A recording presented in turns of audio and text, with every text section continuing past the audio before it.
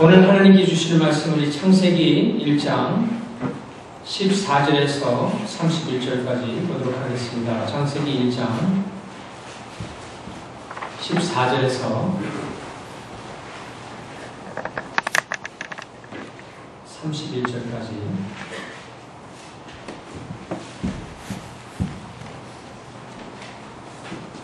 봅니다. 하나님의 말씀이 다음과 같습니다. 하나님이 이르시되 하늘의 궁창에 광명체들이 있어 낮과 밤을 나뉘게 하고 그것들로 징조와 계절과 날과 해를 이루게 하라. 또 광명체들이 하늘의 궁창에 있어 땅을 비추라 하시니 그대로 되니라. 하나님이 두 큰 광명체를 만드사 큰 광명체로 낮을 주관하게 하시고 작은 광명체로 밤을 주관하게 하시며 또 별들을 만드시고 하나님이 그것들을 하늘의 궁창에 두어 땅을 비추게 하시며 낮과 밤을 주관하게 하시고 빛과 어둠을 나뉘게 하시니 하나님이 보시기에 좋았더라. 저녁이 되고 아침이 되니 이는 넷째 날이니라.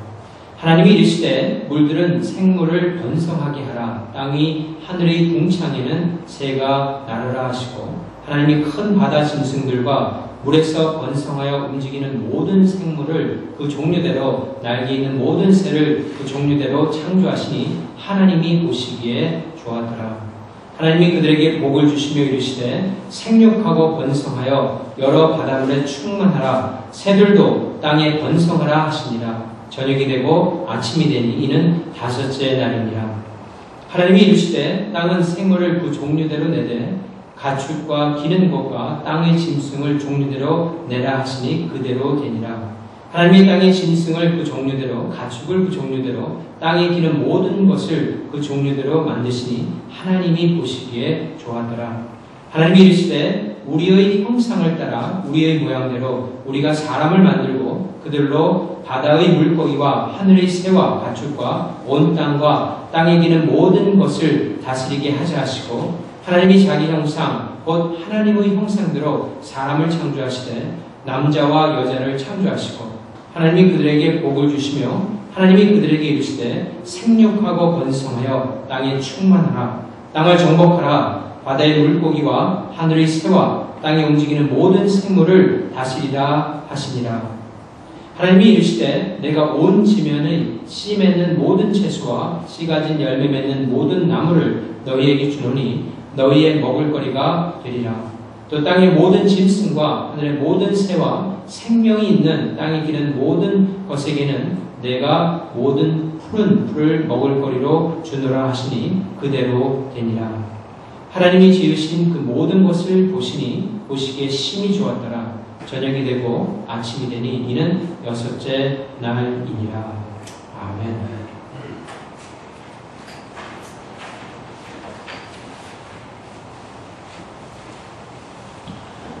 여러분이 한번 집을 이렇게 짓는다고 생각을 해보시기 바랍니다. 집을 지려면 먼저 기초가 중요하죠. 그런 다음에 그 기초 위에 여러 가지 벽들을 쌓게 됩니다. 그래서 이 벽들로 이루어진 이 공간들을 먼저 만들어서 어느 곳에는 응접실, 또 어느 곳에는 이 부엌, 또 어느 곳에는 침실, 또 어느 곳에는 화장실에 이 공간을 나누게 됩니다. 그래서 지붕을 만들고 집을 어느 정도 완성한 다음에 기본적인 그 요건이 갖춰진 집안에 이제 물건들을 여러분들이 장만해서 채우면은 그 집이 완성이 되는 것이죠. 물론 기본적인 요건 가운데는 히팅 시스템이나 더운 물과 찬물이 들어갈 수 있도록 집을 만드는 것도 참 중요합니다. 그리고 난 다음에 이 가족들에게 알리고 그 가족들과 함께 새 집으로 이사를 들어가게 되는 것입니다. 여러분, 하나님께서 이 세상을 창조하실 적에도 아주 그렇게 똑같은 방법으로 창조를 하셨다라는 것입니다. 먼저 기초가 되는 것을 만드시고 그 다음에 벽들을 세우셔서 이 공간을 만드신 다음에 그게 첫째 날부터 셋째 날까지 하신 하나님의 창조의 역사입니다. 그리고 넷째 날부터 마지막 날까지는 이 기초와 만들어진 공간 가운데 하나님께서 생명체들로 채우시기 시작했습니다. 그것이 바로 셋째 날에서 여섯째 날까지 이루어진 그 모든 창조의 사역인데 하나님께 이런 모든 창조를 하시면서 마음속에 신중히 생각하고 끝까지 생각한 피조물이 있습니다. 그것은 다름이 아니라 아담과 이브였습니다. 아담과 이브를 생각하시고 그들이 머물 수 있는 최적의 공간을 만드신 다음에 여섯째 날에 그를 창조하심으로 말미암아 그 공간 가운데서 살 수 있도록 하나님께서 역사를 하신 것입니다. 오늘 말씀은 지난 시간에 이어서 이 하나님께서 온 우주뿐만이 아니라 온 세상을 어떻게 만들었는지, 특별히 셋째 날부터 넷째 날부터 여섯째 날까지의 그런 기사가 기록되어 있습니다.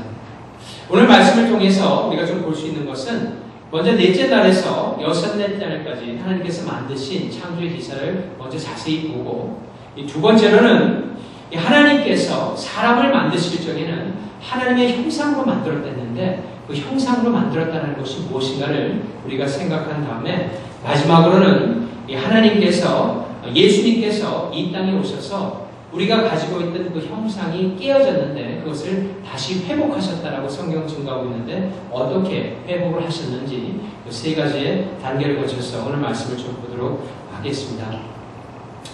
먼저 창조의 역사입니다. 이 넷째 날에는 하나님께서 첫째 날에 만드신 공기가 있는 대기권보다 더 높은 곳에 광명체들을 만듭니다. 해와 달을 만드시고 또한 별들을 만드셨습니다. 그리고 그것들의 창조와 이 계절과 날과 해를 이룰 수 있도록 그렇게 만드십니다.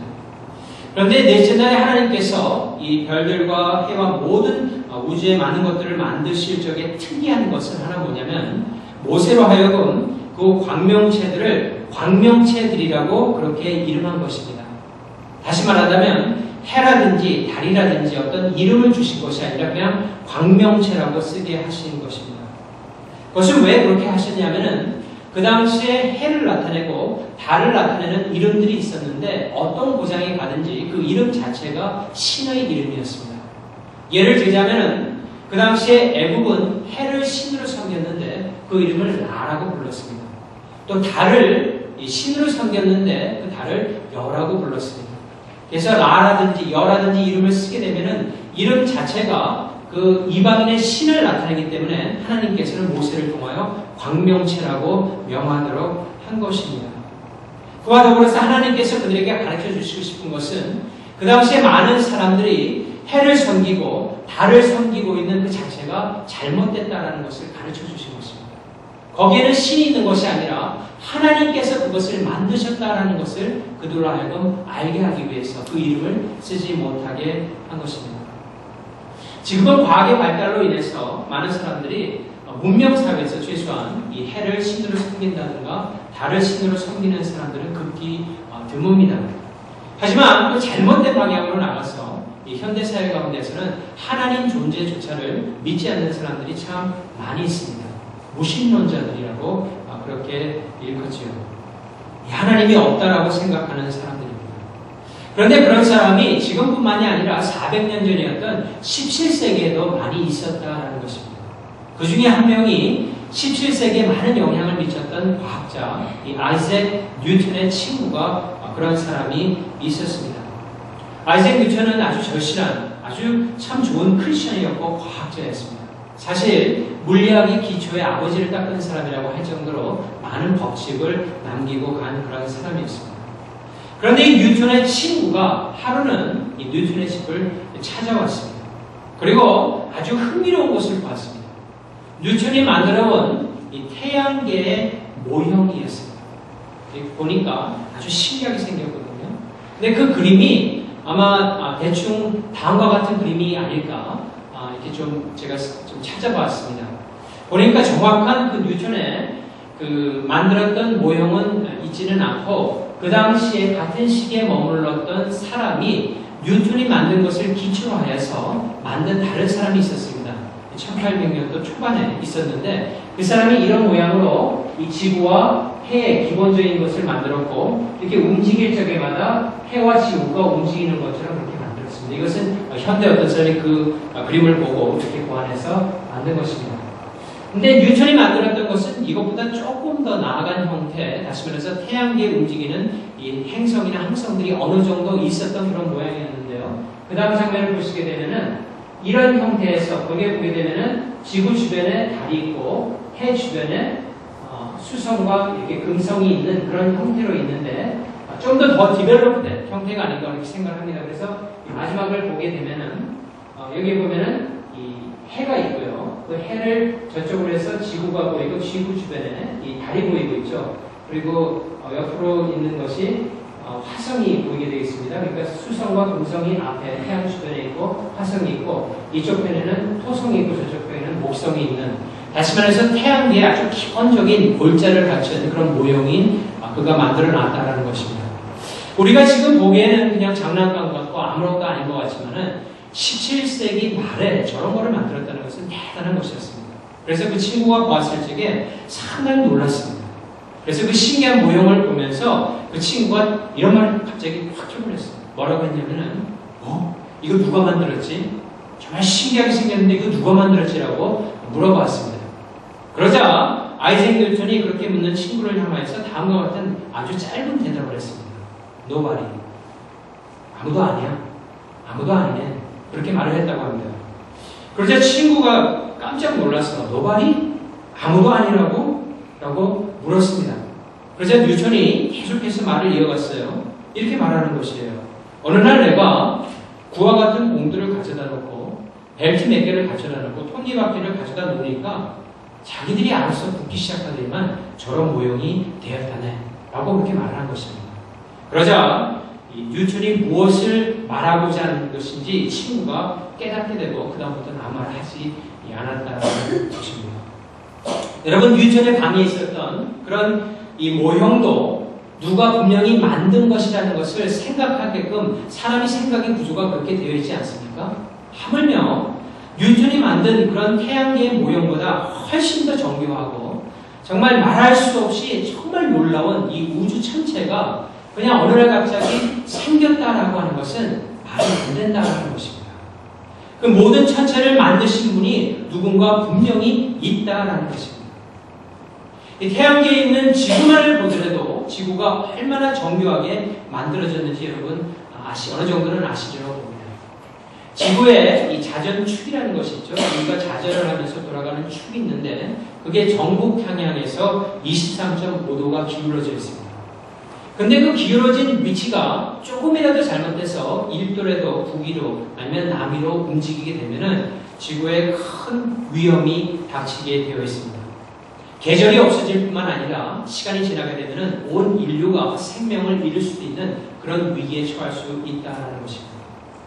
달의 위치가 일정하게 지구하고 만유인력의 법칙으로 돌아가고 있는데 하나님께서 움직이는 것이죠. 그런데 그 달이 조금만 지구로 가까이 온다고 할지라도 해안가에 살고 있는 모든 도시들에 엄청난 파도가 치기 때문에 결국에는 그 모든 도시들이 없어져야 되는 그런 상황 가운데 이르를 수 있다는 것입니다. 여러분, 우리가 살고 있는 이 지구는 참으로 정교하게 만들어져 있습니다. 하나님께서 그렇게 만드신 것입니다. 넷째 날에 해와 달, 모든 별들의 위치를 정하시고 창조하신 다음에 그들이 지구를 향하여 빛을 낼 수 있도록 하나님께서 넷째 날에 완성을 하신 것입니다. 다섯째 날에는 하나님께서 바다와 미리 만들어진 그 바다와 또 이 하늘 가운데 온갖 그 바다 가운데 온갖 생물들이 낼 수 있도록 그렇게 창조를 하셨습니다. 21절에 보게 되면은 다섯째 날에 큰 바다 짐승들이라고 되어 있는데 이것을 원어적으로 보면은 고래나 상어, 악어, 물개 등과 같은 민물이나 민물에 살게 돼 아니면은 바다에 살고 있었던 그 당시에 많은 큰 짐승들을 하나님께서 이 넷째 날에 만드셨다라고 성경 기록하고 있습니다. 또한 하늘의 궁창을 보셨다고 하셨죠. 그러니까 대기권 안쪽으로의 그 하늘의 궁창 가운데 살아서 나는 생물들을 만들었는데 21절에 보게 되면은 날개 있는 모든 새라고 되어 있는데 원어적으로 보게 되면은 새와 곤충을 포함해서 공중에 날아다니는 모든 생명체들을 뜻하는 그런 단어입니다. 다시 말한다면 다섯째 날에 바다에는 많은 생물들 그리고 공중에는 하나님께서 보시기에 아름다운 새와 또 곤충들로 거기를 가득 채우셨다는 것입니다. 그것이 다섯째 날에 이루어진 역사입니다. 그리고 마지막 날 여섯째 날이었어요. 온갖 종류의 여섯째 날에는 온갖 종류의 땅에 사는 짐승들과 가축들 그리고 기는 많은 종류의 것들을 만들었다고 성경은 가리키고 있어요. 그런데 거기에 보면 기는 것이라고 되어 있는데 원어적으로 보게 되면은 이 다리가 없거나 다리가 많아서 몸을 미끄러지듯이 움직이는 생명체들을 기는 것이라고 표현했습니다. 그 당시에. 그래서 곤충과 이 파충류들을 하나님께서 서식할 수 있도록 땅 위에 만드신 것입니다. 그리고 난 다음에 하나님께서 마침내 사람을 창조하셨습니다. 하나님께서는 첫째 날부터 셋째 날까지 기초적인 것들을 만드시고 공간을 만드신 다음에 그 공간에 생명체들을 넷째 날부터 여섯째 날까지 채우시고 난 다음에 마지막으로 사람을 만드셔서 그것을 다스리게 한 것입니다. 그것이 바로 하나님께서 6일 만에 이 온 세상을 창조하신 창조의 역사인 것입니다. 그리고 그 모든 역사를 마치셨습니다.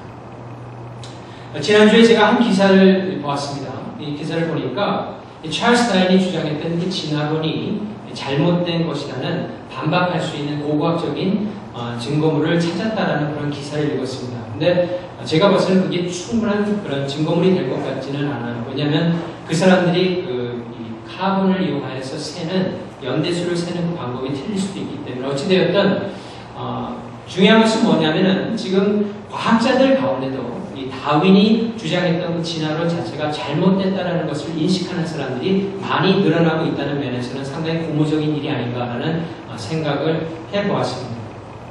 진화론, 이 다윈의 진화론이 뭐 그렇게 대단한가라고 생각할지 모르겠지만 여러분 이것이 사람의 생각 가운데 들어감으로 말미암아 인간사에 미친 여러 가지 악영향들이 있는데 그것은 사람의 도덕성들을 완전히 무너뜨릴 수 있는 큰 사회 문제로 될 수 있다는 것입니다.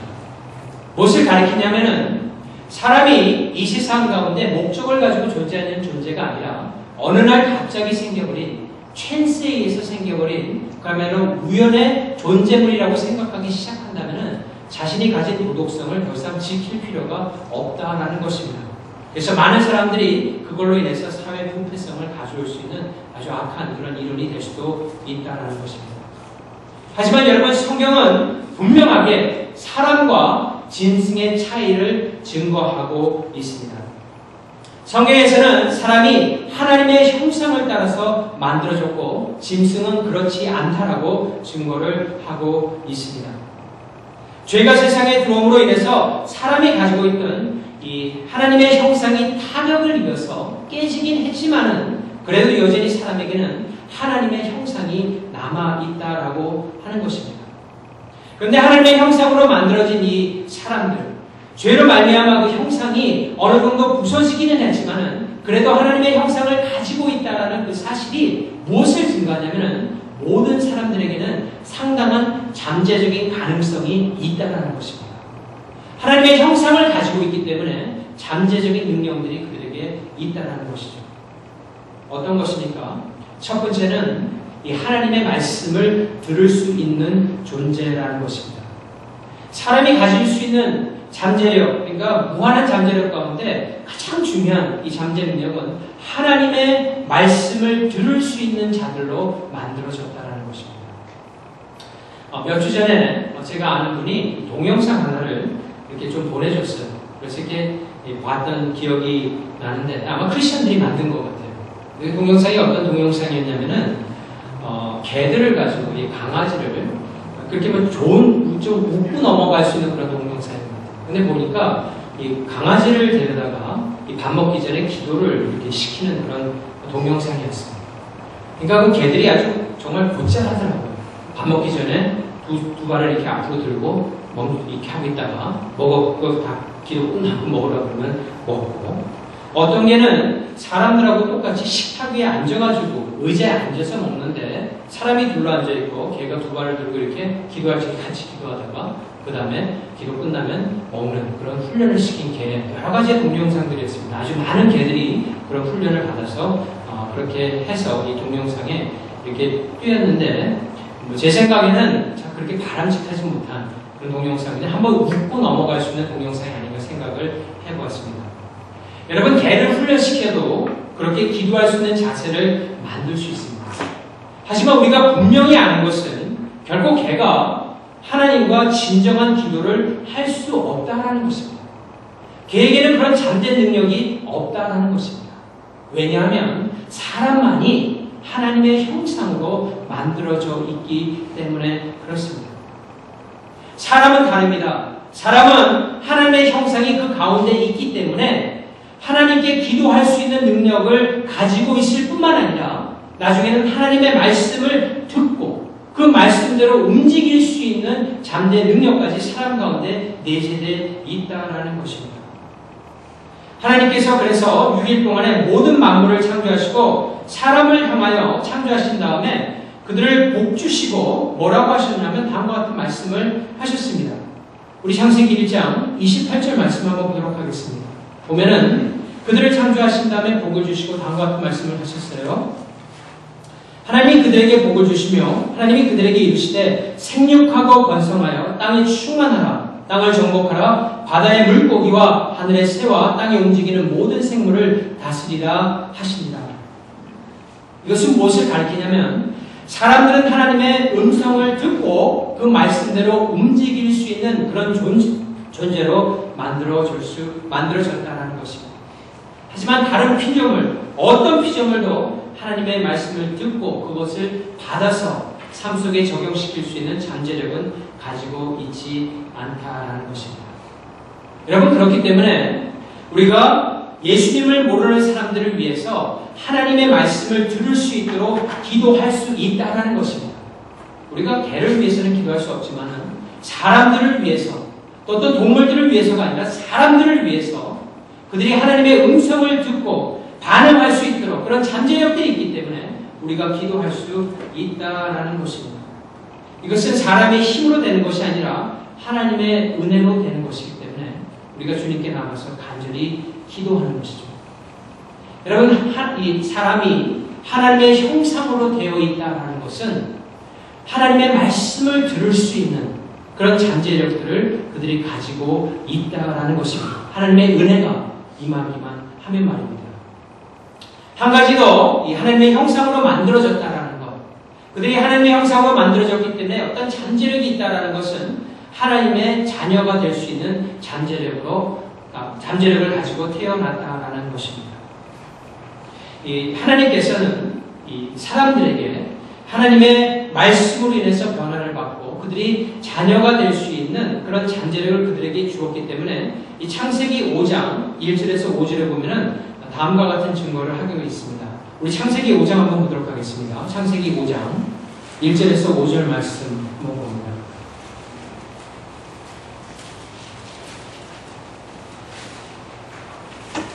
창세기 5장 1절에서 5절입니다. 이것은 아담의 계보를 적은 책이니라. 하나님이 이 사람을 창조하실 때 하나님의 모양대로 지으시되 남자와 여자를 창조하셨고 그들이 창조되던 날에 하나님이 그들에게 복을 주시고 그들의 이름을 사람이라 이르셨더라. 아담은 130세에 자기의 모양 곧 자기의 형상과 같은 아들을 낳아 이름을 셋이라 하였고 아담은 셋을 낳은 후에 소유 800년을 지내며 자녀들을 낳았으며 그는 930세를 살고 죽었더라. 되죠. 방금 읽은 구절에 이 하나님의 아들이라고 직접적인 표현은 없습니다. 하지만 여러분들이 문맥을 이끌어 보면은 아담의 형상으로 된 그 셋을 낳았다는 그런 표현을 보았을 적에 하나님의 형상으로 만들어졌다는 것은 무엇이냐면 하나님의 형상을 가지고 태어날 수 있도록 된 마치 아들과 같은 존재가 되었다는 것을 의미합니다. 그래서 누가복음에서는 다음과 같은 증거를 하고 있어요. 우리 한 구절 더 보도록 하겠습니다. 누가복음 3장 38절 말씀 한번 봅니다. 누가복음 3장 38절. 예수님의 그 족보에 관한 것이 23절부터 시작하는데 맨 마지막에 이 38절 누가복음 3장 신약의 93페이지입니다. 38절에 보면 이렇게 되어 있어요. 그 위는 에노스요, 그 위는 셋이요, 그 위는 아담이요, 그 위는 하나님이십니다. 라고 되어 있습니다. 이 한국 성경에는 그 위라고 되어 있는데 영어 성경에 가게 되면 어떻게 되냐면 Adam, the son of God이라고 되어 있어요. 다시 말해서 하나님의 아들인 에담. 물론 이것은 독생자 예수 그리스도의 그 캐피탈 S를 나타내가 아니라 스몰 s를 이용하여서 하나님이 마치 나온 것과 같은 그런 아들로 표현이 되어 있다는 것입니다. 여러분, 우리의 자녀들이 우리의 형상을 가지고 태어납니다. 이 말씀은 무엇을 가르치냐면 우리의 자녀들이 우리의 겉모습만 닮을 뿐만이 아니라 우리의 성격까지 어느 정도 닮아서 세상에 태어난다는 것입니다. 마치 하나님께서 아담과 이브를 당신의 형상으로 만드셨다라는 것은 그런 것을 가리키는 것입니다. 그러므로 사람은 누구나 하나님이 어떠한 분이심을 나타낼 수 있는 잠재 능력을 가지고 태어난다라는 것입니다.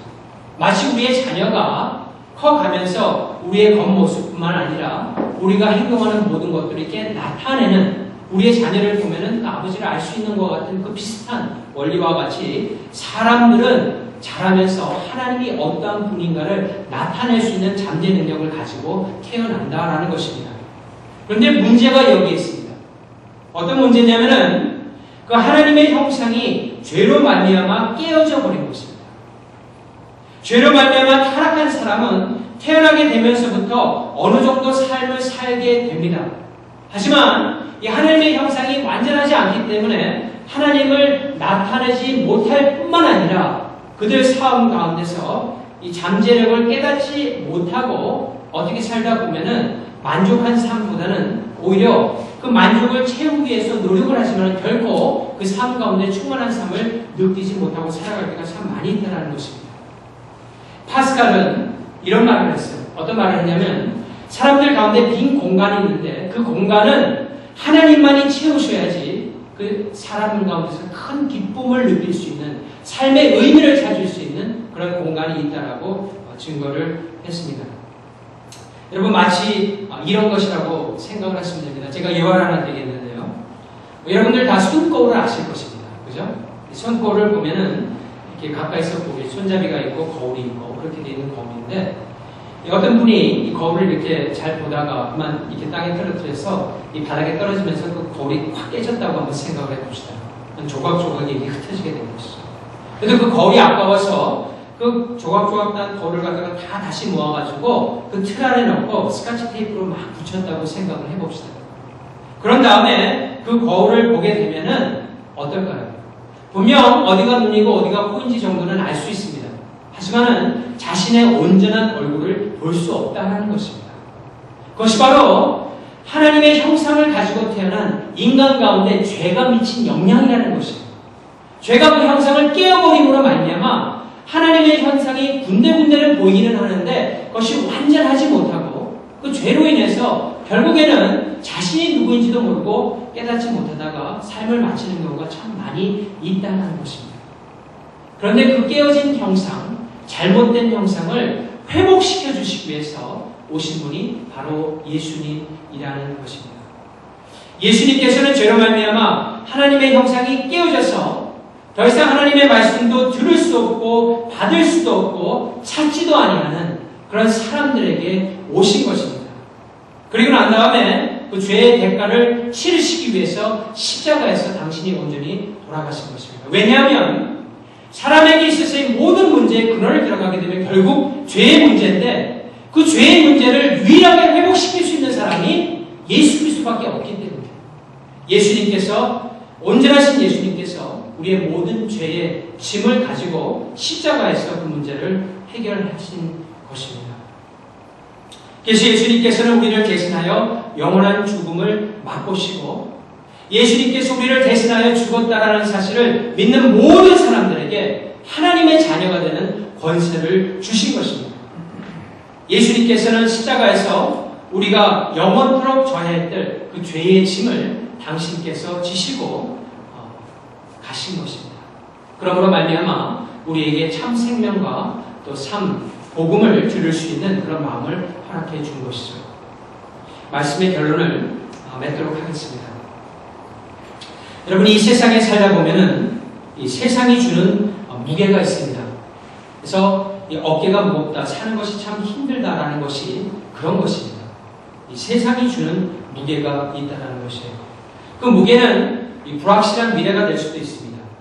또한 경제적인 어려움에서 오는 무게일 수도 있습니다. 또 인간관계에서 오는 무게일 수도 있습니다. 또 가족들에게서 일어난 일로 인해서 오는 그런 무게일 수도 있다는 것입니다. 그것이 너무 힘들다 보면은 사람들이 살다가 삶에 굉장히 지쳐버린다는 것입니다. 하지만 어린아이들은 그런 것을 잘 모릅니다. 그죠? 그렇기 때문에 어린아이들은 천진난만합니다. 근데 여러분 아시겠지만 어린아이들이 그렇게 천진난만할 수 있는 이유가 있다면은 그 어린아이 뒤에서 누군가가 세상의 짐의 무게를 담당하고 있는 사람이 있기 때문에 그렇습니다. 부모님이죠. 부모님이 그 아이가 지어야 될 짐을 대신 지고 있기 때문에 그 아이는 천진난만한 가운데 세상의 세상을 즐길 수 있다는 것입니다.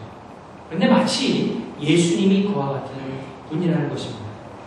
여러분, 예수님께서는 우리가 영원히 지고 죽을 수밖에 없었던 그 죄의 모든 무게를 당신께서 다 지신 것입니다. 우리의 모든 짐을 다 지시고 십자가까지 올라가셔서 그 짐을 완전히 해결하심으로 말미암아 우리에게 참된 자유, 참된 기쁨, 참된 구원을 주신 것입니다. 그렇기 때문에 그 죄의 짐을 다 없애버리신 우리가 주님을 생각할 적에마다 감사하고 또 기뻐하고 그렇게 해주셨기 때문에 그 예수 그리스도의 말씀을 듣고 우리가 순종하며 하나님의 백성으로서의 담대한 삶을 우리가 이 세상 가운데서 살아갈 수 있게 되는 것입니다. 사랑하는 성도 여러분, 세상의 짐에 무거워질 때마다 우리가 주님께 나옵시다. 그리고 모든 것을 주님께 맡기고 주님께서 주시는 기쁨과 담대함을 가지고 또 남은 한 주간도 새롭게 시작하는 한 주간도 믿음의 승리를 거두는 여러분 다 되시기를 우리 주 예수 그리스도 이름으로 축원합니다.